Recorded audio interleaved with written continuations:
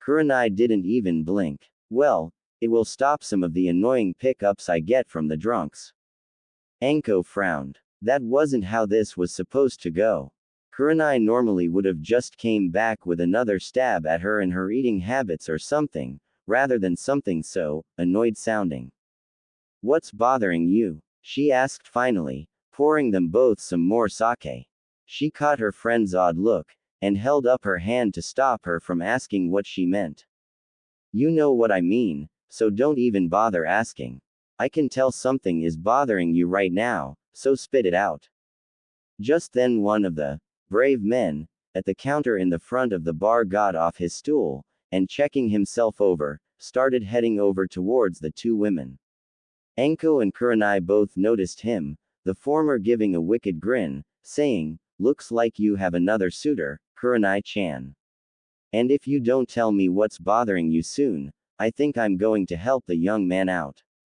Kurenai rolled her eyes, though she realized that the man wasn't exactly the most attractive of the bunch.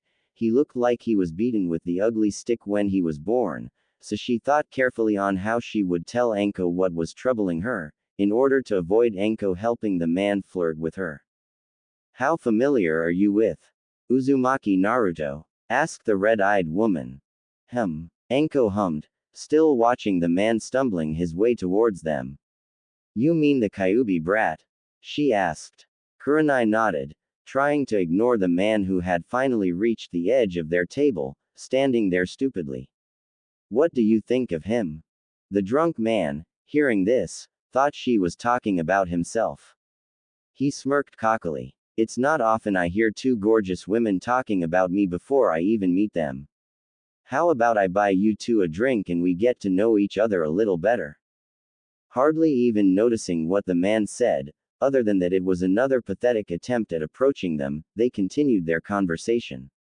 "Well, I can't say I've ever really given the boy any thought.